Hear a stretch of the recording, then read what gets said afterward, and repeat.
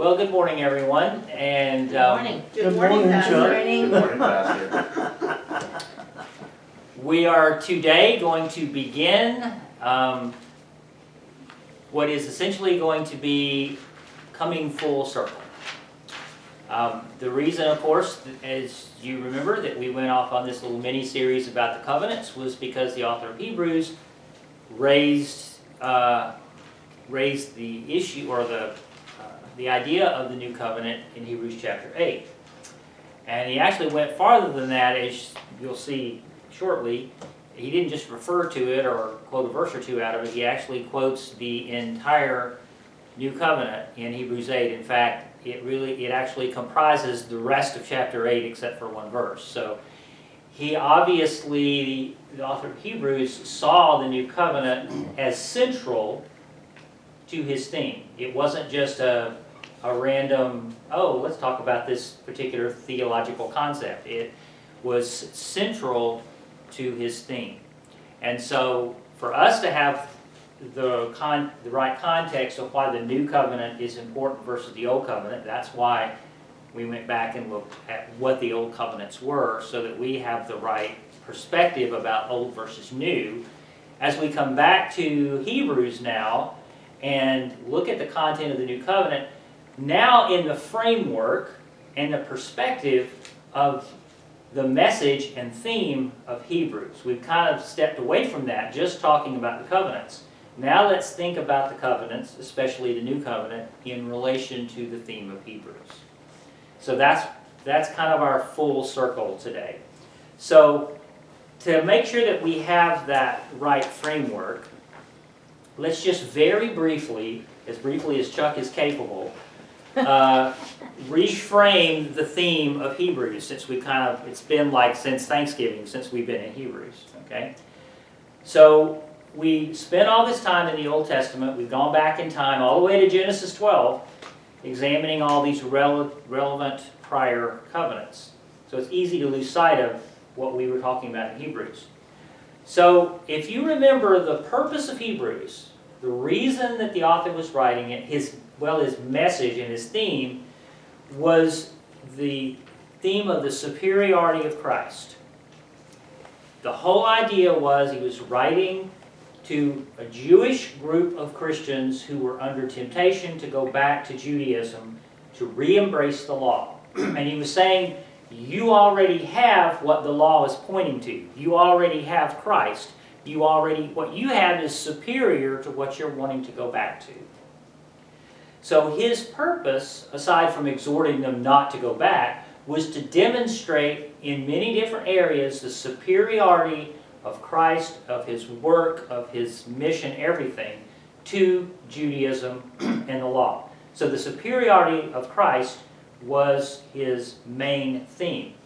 So going back to chapter 1 of Hebrews, he already established that Christ was superior to the prophets, that he was superior to the angels, that he was superior to Moses, that the rest, talking about the rest of God's people that was offered in the promised land, that what Christ offered with an eternal, what he called Sabbath rest, was superior to the rest that the Mosaic covenant had offered.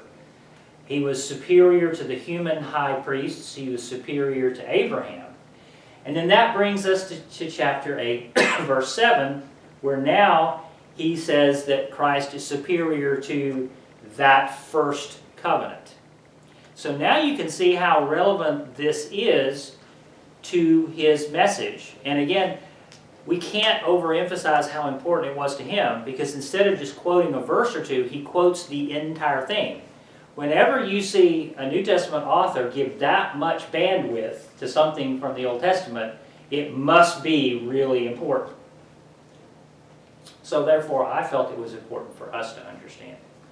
So now, armed with all we've learned about the Old Covenant, the three specifically, Abrahamic, Mosaic, and Davidic, now let's think about it in the framework of the superiority of the New Covenant. So, we have to talk like we've done with the others I know that's small, but I will be sending you out this, the notes like I always do. Let's talk a little bit about the background of where the covenant is first announced in Jeremiah 31. And yes, we will be coming back to Hebrews soon, but since we're talking about something that was announced in Jeremiah, we need to think about the background. And of course, the prophet Jeremiah, who is the one who gave us the content of the new covenant in Jeremiah 31, he was a prophet and did his ministry during a very desperate time in the history of Israel. It was during the time it was called the divided kingdom stage, because Solomon inherited the throne from David, and then after Solomon the kingdom split because Solomon's heirs, they had a falling out, and Jeroboam and Rehoboam, they split the kingdom into the northern kingdom, which retained the name Israel, and the southern kingdom, where Jerusalem was, referred to as Judah. And for a long time it was a divided kingdom. And Jeremiah was a prophet in the southern kingdom of Judah. Now remember that, because we spent a lot of time talking about it, one of the articles of the Mosaic covenant, what it promised to God's people if they disobeyed Him, if they didn't follow Him, was that God would discipline the nation if it failed to follow Him. Remember, He says, "The Lord will cause you to be defeated before your enemies. Your sons and daughters will be given to another nation. The Lord will drive you and the king you set over you to a nation unknown to you or your fathers. There you will worship other gods, gods of wood and stone." And that was in Deuteronomy 28. And you remember, we didn't read all of that, we just hit the high points. But this was one of the examples of where God said, if you disobey me and you go down that other road, this is what's going to happen. Instead of your enemies being cursed, your enemies will actually have victory over you. And not only that, this particular promise says they will take you away into captivity into their land, and you will be forced to worship their false pagan gods of wood and stone. This promise was soon coming true. Jeremiah began his ministry during this period of history. Now, Josiah was a good king. He was considered one of the righteous kings, and he was actually king when Jeremiah started. But after Josiah, there was a string of really bad ones, and things went downhill during those last couple of decades. And so it was really the beginning of the end of Judah's history for that moment. Now, Jeremiah was preaching all the way through the reigns of Zedekiah, who was king when Judah fell to the Babylonians in 586 BC. And so he ministered during these tragic last years and sometime after that as well. Now, part of what he was, if you read through Jeremiah's prophecies, and what he was preaching was, he was obviously preaching an exhortation to God's people to turn. There was still time before the kingdom fell.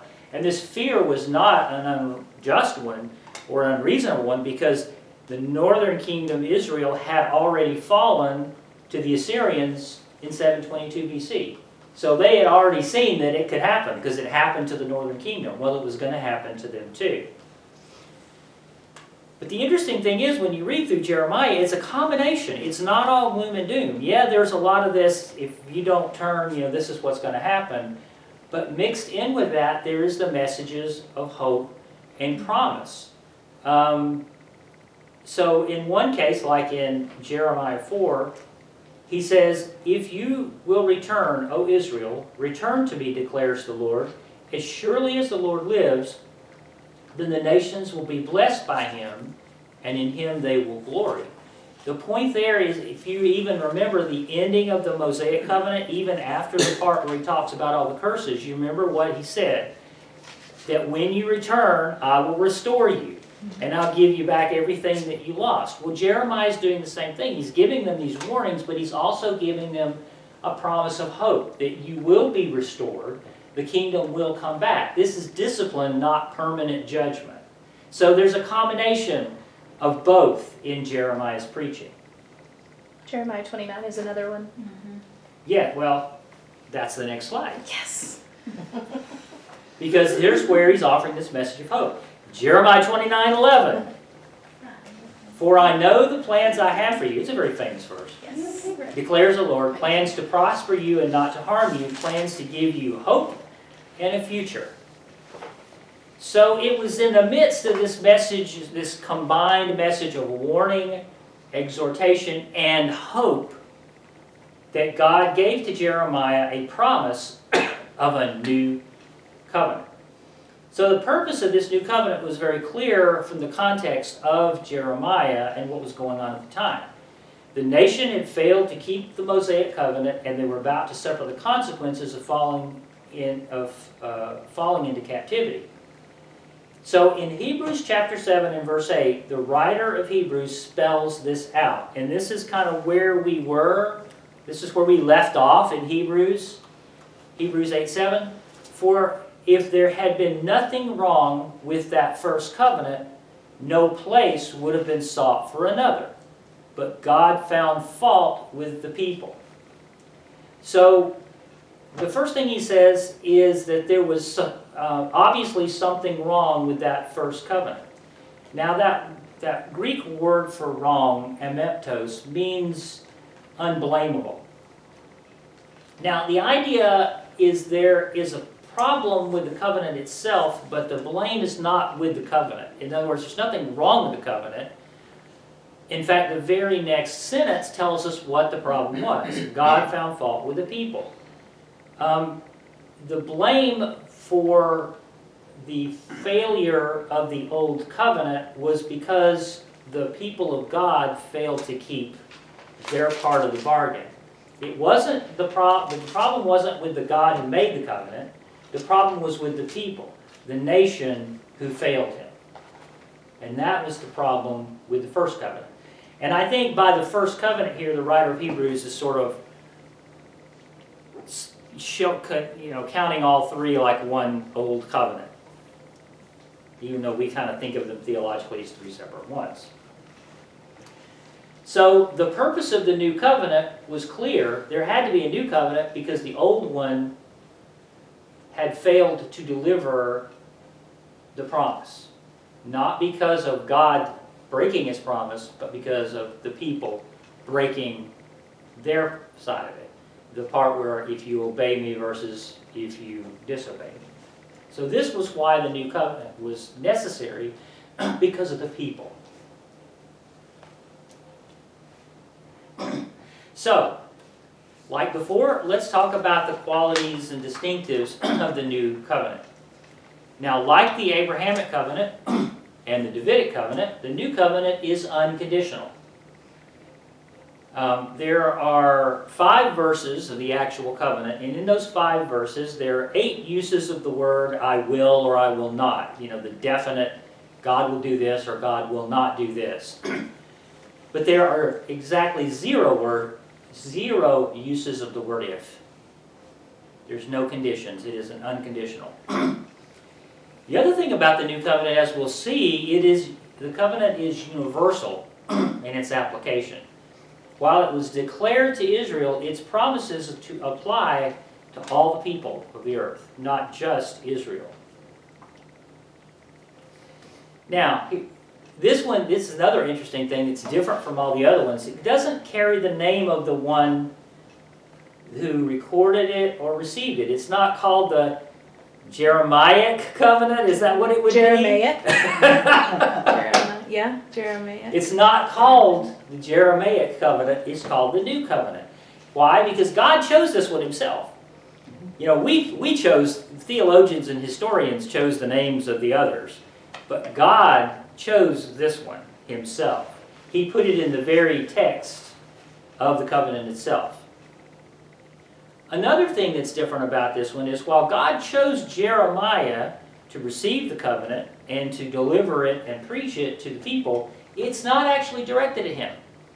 You know, the Abrahamic covenant, while it had promises that had a future application, there were some promises that were about Abraham himself. The same with Moses, the same with David. While there were some future, there were some things applied directly to him, or it was through him or his ancestors that some of the promises were manifested. As far as Jeremiah, this covenant in Jeremiah, other than him being a Jew and being one of the people, it really had nothing to do with Jeremiah. He was only the messenger. It was nothing to do with him personally or his descendants or his office or anything. He was just simply the messenger. Now, while each of the other covenants also had future elements to them, like I just said, they also had some elements that applied directly at that moment in the lives of those to whom it was given. But the new covenant actually is not established in Jeremiah 31. It's when we see its content, it's when it's announced, it's when it's promised, but it actually doesn't start in Jeremiah 31. Jeremiah 31 is only the promise. It is actually, at Jeremiah's time, a future covenant, and has nothing to do directly with Jeremiah or his time. It's something that's going to happen in the future. And in that way, it's distinct from the others that we've talked about. So, because you know I'm so good at graphics, because I'm such a guru at graphics, I wanted to... Smart art? Huh? Is that smart art? Yes, indeed it is. I alluded to this earlier when we talked about each covenant. You know, sometimes I would mention some article of the Mosaic covenant and say, this sort of is a reflection or an elaboration on something that was in the Abrahamic covenant. And I did the same thing with the Davidic covenant. There's really two ways that you can look at this collection of 4 covenants and their relationship to each other. The first one that I'm showing you here is what I'm calling, for lack of a better term, the categorical view. And so, in this one you see the 3 covenants. The Mosaic covenant, God said to Abraham, all the land you see I will give you and your offspring forever. So that was one of the promises of the Abrahamic covenant, yet it relates to the Mosaic covenant because everything in the Mosaic covenant was about what was going to happen when they get in that promised land. Likewise, he made promises to Abraham about the nation. He said, I will make you into a great nation. Well, that's what the Davidic covenant was about. It was about, you know, once you get into the land, then there was an actual nation with an actual king. And so the Davidic covenant was about the nation and about the kingdom and about the throne. So those relates to the national promises that were within the Abrahamic covenant. He also told Abraham some things that had to do with universal spiritual promises. He says, all the peoples on the earth will be blessed through you. Not just your descendants, all the peoples in the earth. So this is a spiritual promise and it is a universal promise. And this, as we will see when we get into the details, relates to the new covenant. So in this way you can see that really the Mosaic, the Davidic, and the new covenant are really components of the Abrahamic covenant. So you might say that they're really all just one big covenant with different categories that illustrate or elaborate on something out of the Abrahamic covenant. And this is a view that I've seen expressed in textbooks and so forth. They presented it to us this way in seminary. I've seen this. I didn't make this up. This is just a common theological way to look at the relationship with these covenants. And I think it's valid, and I've alluded to it several times. But the more I have thought about it and studied it, there's another way of viewing the relationship that I think fits the context, at least of Hebrews, better. And this one I am calling, when it changes, The suspense is killing me. the progressive view. And in this view, we see them sort of as a progressive line, where one is a foundation upon which another is built, and that one is necessary for the next one, and that the last one, the new covenant, is the culmination that the others make possible.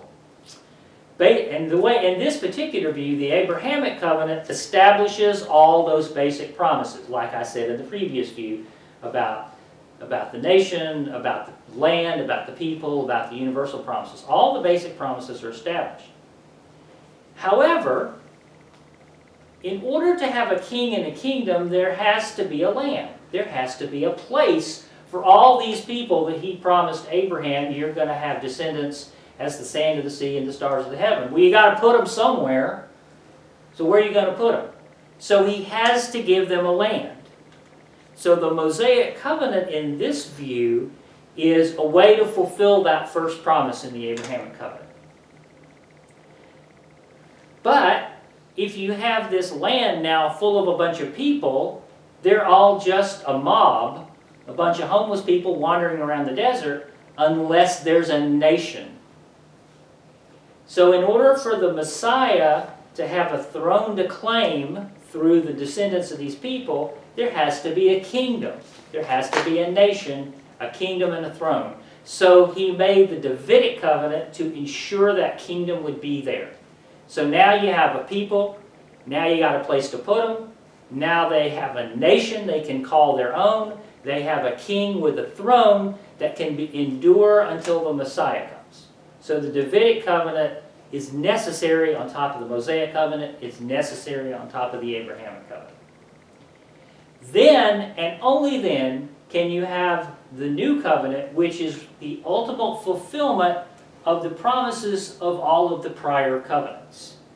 The new covenant is essentially the seal which validates everything promised all the way back to Abraham. So this is essentially the same covenants with the same promises, but in a progressive way instead of in that other categorical way. I think there's truth to both of them. But I think this one is more relevant to the way the author of Hebrews presents the new covenant as a fulfillment of what the prior covenants couldn't do. Because if you just stop after the Davidic covenant, what have you got? You got what happens in Jeremiah, a divided nation that falls because they can't keep the law and they fall and go into Babylonian and Assyrian captivity. And you end up with 70 years of spiritual darkness. That's what happens if you don't have that last one. That last one is a necessary one in order for God's plan to be fulfilled. Any questions about that before I go on to the next thing? I like that one.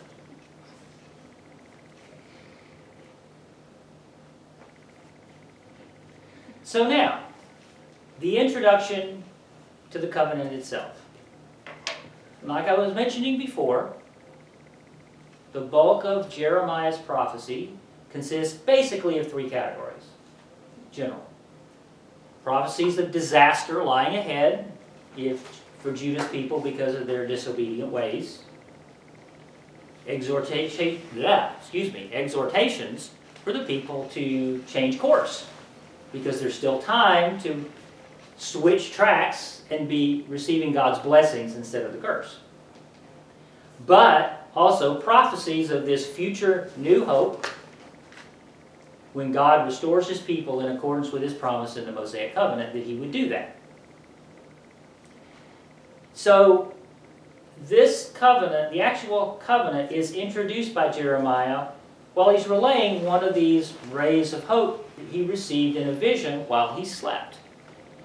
In chapter 31, verse 23, this is what the Lord Almighty, the God of Israel, says. When I bring them back from captivity, the people in the land of Judah and its towns will once again use these words, the Lord will bless you, O righteous dwelling, O sacred mountain. And so this begins several verses where God is painting this picture of what a restored Israel and a restored people will look like. And in verse 25, I will refresh the weary and satisfy the faint.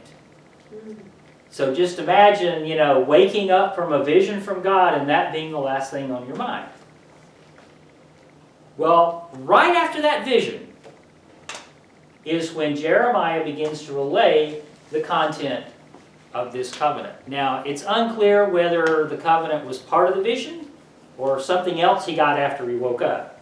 But either way, that was the next thing he started doing, was writing out this covenant. So now, this brings us to the actual covenant. that is in Jeremiah 31, verses 31 through 34, but it is also practically word for word in Hebrews chapter 8, from verses 8 till 12. And it's basically the same, whichever one you look at it, it's almost word for word the same.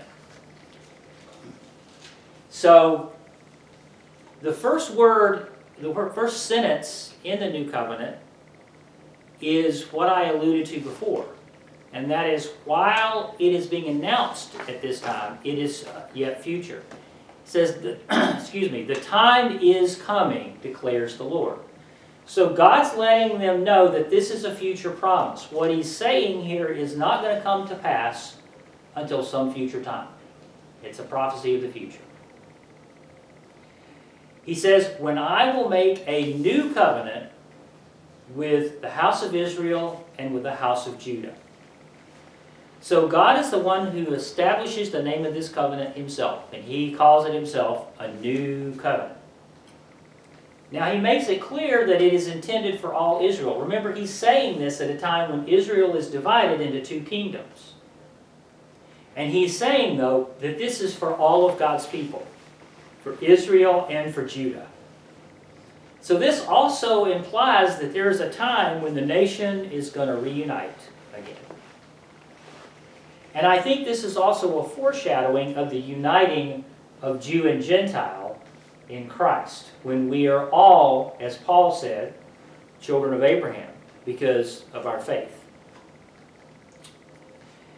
So remember how I introduced each covenant with the distinctives, how it's different from other ones?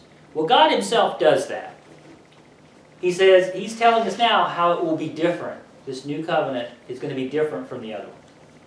He says, it will not be like the covenant I made with their forefathers when I took them by the hand to lead them out of Egypt. So God himself is going to give us the contrast between the new and the previous, helping us understand its purpose. He says, because they broke my covenant. Just like the author of Hebrews says in chapter 8, the reason the covenant failed is not because of God not keeping his promise, not because there was anything wrong with the covenant, but because the people could not keep the covenant. The covenant was broken by his people. And he adds this lament. I mean, he says, though I was a husband to them. And so God is presenting himself here with this picture of himself as being the jilted husband. And his beloved wife has gone off with another lover. I was her husband. I cherished her, I protected her, I fed her, I gave her everything, and yet she went off with another man. So it's sort of a lament, declares the Lord. He repeats this as a declaration with no conditions, simply stating this, that it will not be like the old covenant of his will. And I think that's good news.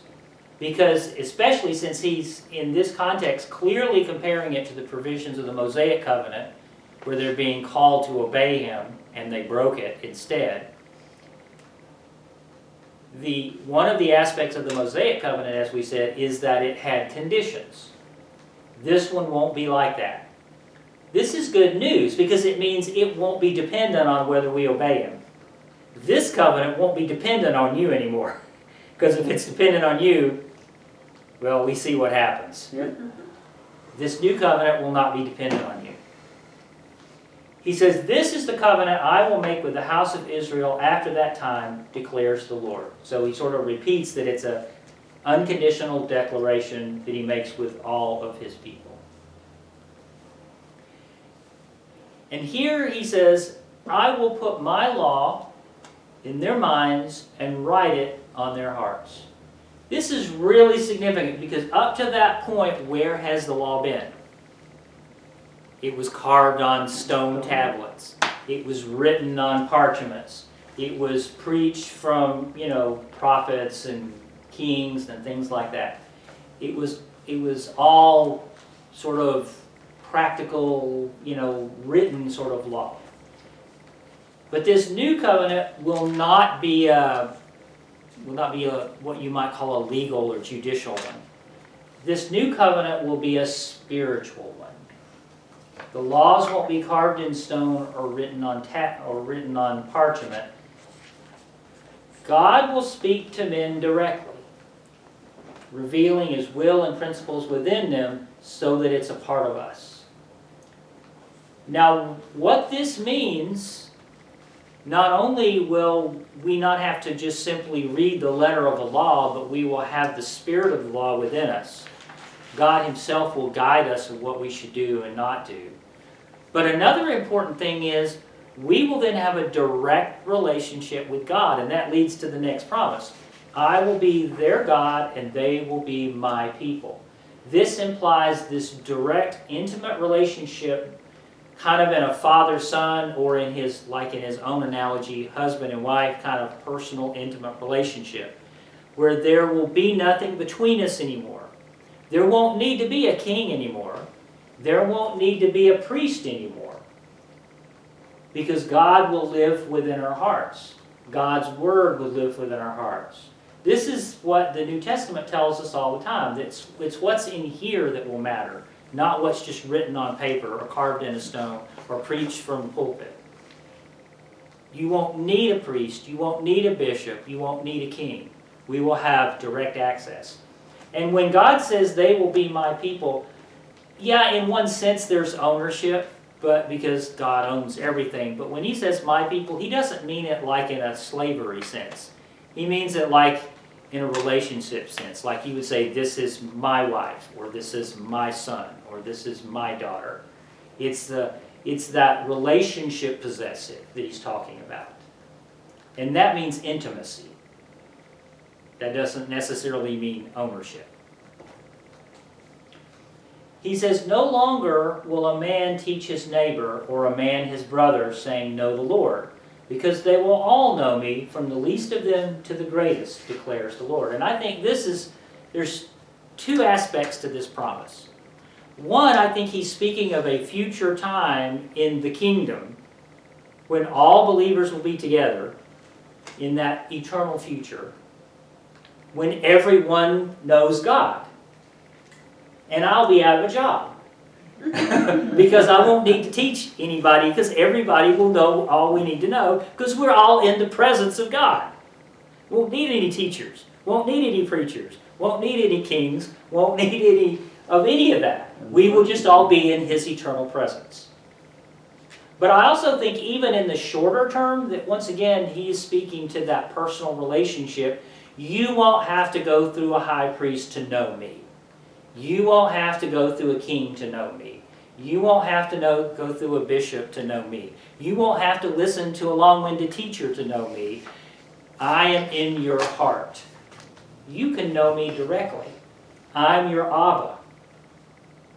And it's speaking of that direct. And this is so fundamentally different, not only from Judaism, which places a great separation between the people, the priesthood, and God. But when you think about it historically, what were all the other religions like in the world? They were pretty much the same way. You couldn't really know your God, right? You had to go to the temple to see a God. You had to go through their priest or whatever kind of religious leader they had in order to have any relationship with that God. Wasn't no personal about it. This was revolutionary in the whole world of religions. To be able to know your God personally, individually, to where He's speaking to you in your own heart. And you don't need a written law anymore. You don't need a lawgiver then. And you don't need a priest. And then the ultimate, this is probably the shortest promise, but it's the most profound promise, and it is ultimately the fulfillment of everything He promised Abraham.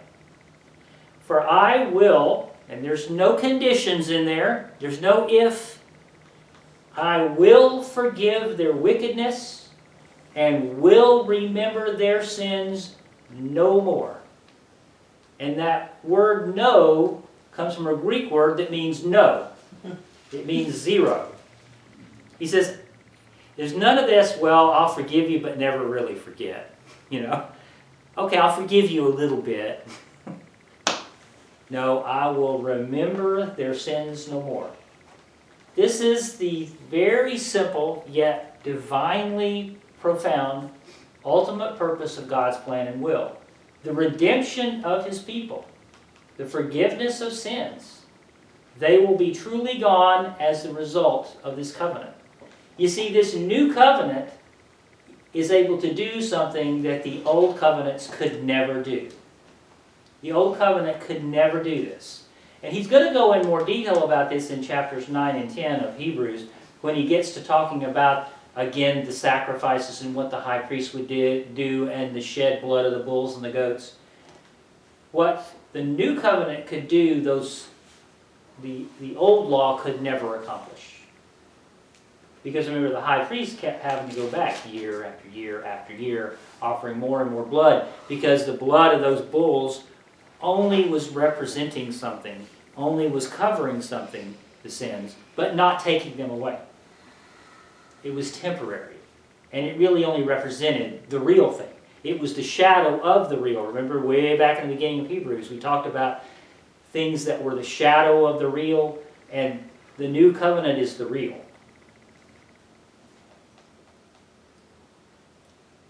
So, back in Hebrews,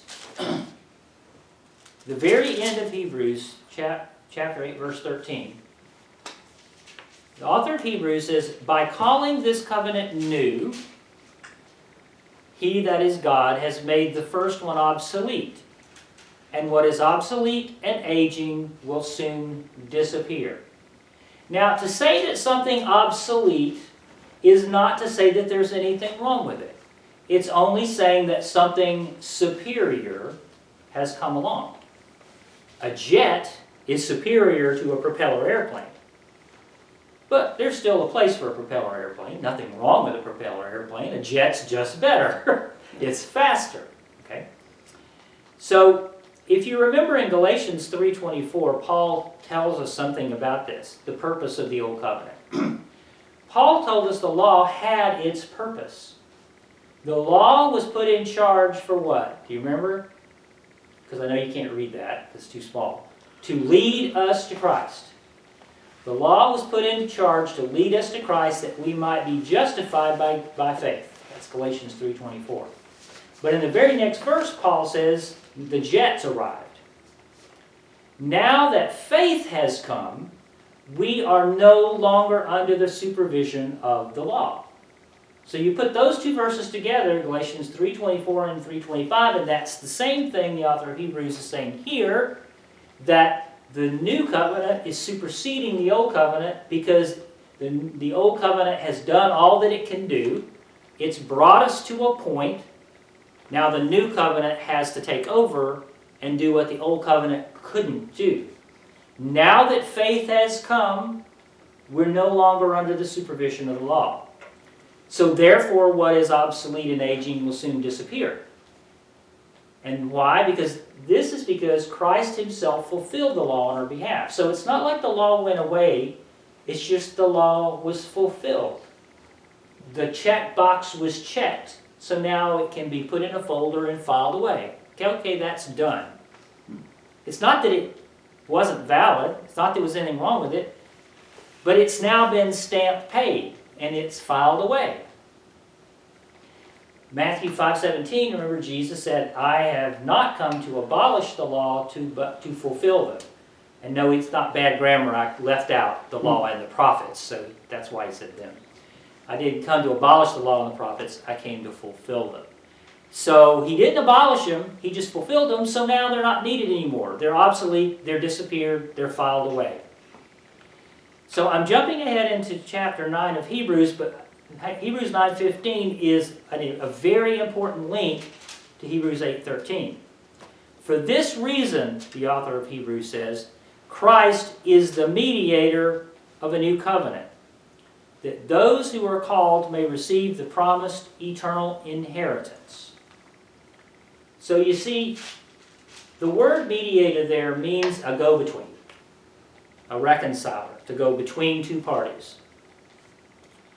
So Christ is this mediator between those who are called may receive the promised eternal inheritance. That is, the people reconciled to God who gave the covenant. Now that he has died as a ransom to set them free from the sins committed under the first covenant. So the first covenant came along, revealed their sin, revealed they could not keep the law because they broke it. Therefore, the new covenant comes along where Jesus is the mediator, the go-between, and he brings them together so that they can receive the promise. How else could we receive the promise that God made to Abraham that we could receive that eternal blessing? We couldn't, because when we tried, we failed. We broke the covenant. So Christ becomes the mediator of the new covenant so that we can be reconciled to God. Now, you remember how we talked about the Abrahamic covenant, how it was ratified. I know we're going all the way from Genesis to Jeremiah to Hebrews, now we're back in Genesis again. In Genesis 15, you remember that we are told that Abram asked God, talking about the covenant, the promises of the covenant. He said, God, how can I know? And what did God do? God told him to take those animals, sacrifice them, separate the pieces, and they went through that very ancient practice that we talked about of both parties walking between the pieces. And it was this ancient way of two warring or parties to reconcile to each other by sacrificing an animal, separating the pieces, and the two would walk between the pieces, and that was essentially a blood oath, ratifying their promises to each other. God did that for Abraham after Abraham said to God, how can I know about your promises? And a visible manifestation of God walked between those two bloody pieces, sealing that covenant and therefore ratifying it. Well, that happened again. Because this new covenant, which is that eternal and ultimate fulfillment of those prior covenants, was ratified by another blood oath that was taken by God himself. Now we're jumping back to Luke. In the same way, after supper, Jesus took the cup, saying, this cup is what? The new covenant in my blood, which is poured out for you. So that night of his arrest, the institution of communion, he made it clear to his disciples the true significance of his shed blood. You know, it's been a foundational teaching. We've all heard it taught. We've all believed it. We've said it. Myself, I've preached it 1,000 times. That the purpose of the shed blood of Christ was to be that substitutionary sacrifice, so that his blood was the sacrifice to cover and atone for our sins. That is undeniably true because that's what the Old Testament sacrifices represented. However, when you hear Jesus say these words, this cup is the new covenant in my blood, which is poured out for you, and then thinking about it in terms of what we've talked about, it adds a new level. Because what he is saying is that his shed blood is the ratification of the new covenant. It is Jesus making a blood oath with us. On my blood, these promises are sure. Whoever believes in me will not perish but have everlasting life. On my own blood I am swearing it. His shed blood, yes, was the atonement for our sins, but it is also his blood oath that he's promising on his life that he will keep these promises. Abraham asked, how can I know? Jesus answered, this is how you know. Him on the cross with his blood shed. And then all the peoples on earth will be blessed through you, and through your offspring, all nations on the earth will be blessed. And we see here in that first promise to Abraham in Genesis 12, the universal nature of the ultimate ratification of the new covenant. It is not just to Abraham and his children, not just to the Israelites, not just to the Jews, all peoples, because the new covenant is universal for all of us, ratified by the blood of Jesus. And that is the new covenant. And that ends Hebrews chapter 8.